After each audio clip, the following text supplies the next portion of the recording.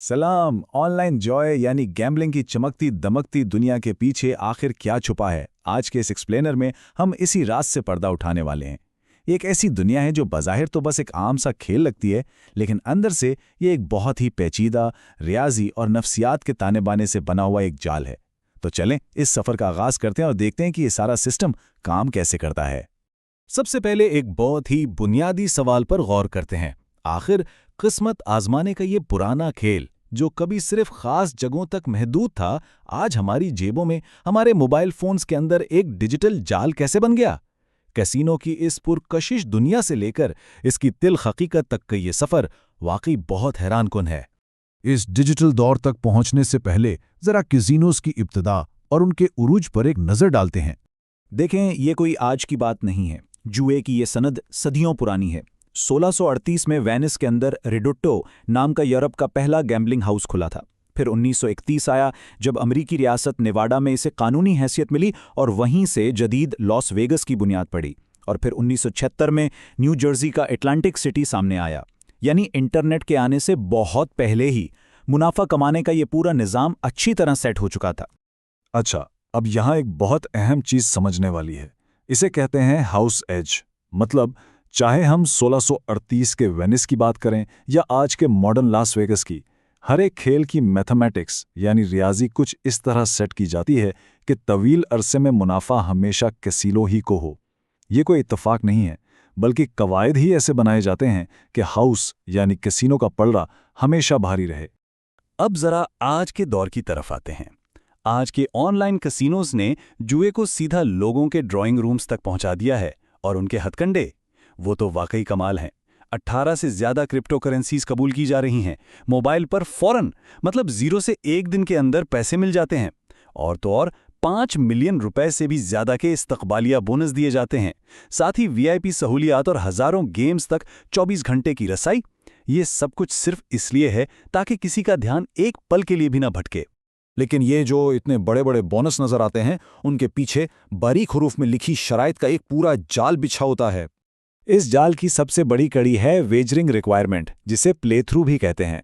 ये शर्त दरअसल इंसान को मजबूर करती है कि वो अपने बोनस के पैसों को निकलवाने से पहले उन्हें बार बार दांव पर लगाए।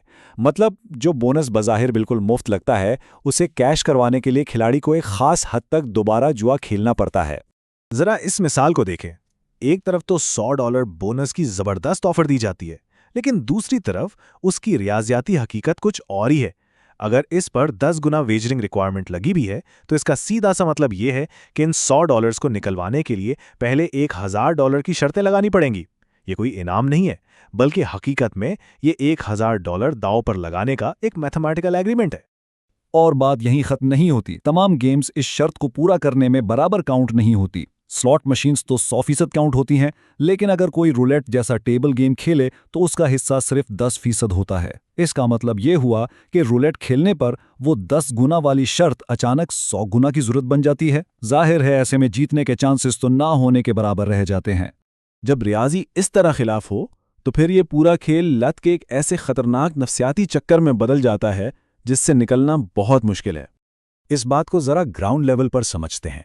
जनरल एजुकेशन एंड ह्यूमैनिटीज के एक हालिया केस स्टडी में इंडोनेशिया के एक देहाती इलाका पर्चिट विलेज का जायजा लिया गया। वहां हिग्स डोमिनो आइलैंड जैसी मोबाइल गेम्स की वजह से ऑनलाइन जुए की लत वाकई एक वबा की तरह फैल चुकी है।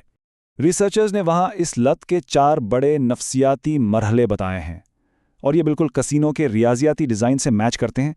होता क्या है कि सबसे पहले एक छोटी सी जीत होती है जिसका बहुत सरवर होता है। फिर जब हारना शुरू करते हैं तो उस नुकसान को पूरा करने के लिए दांव बढ़ा दिया जाता है। इसके नतीजे में शदीद माली नुकसान होता है, और आखिर में इंसान इस हद तक लत का शिकार हो जाता है कि वो अपने घर वालों को भी नज़रअंदाज करना शुरू कर देता है। और यहीं से शुरू होती है वो हकीकी इंसानी कीमत जो इन डिजिटल हथकंडों के बदले चुकानी पड़ती है।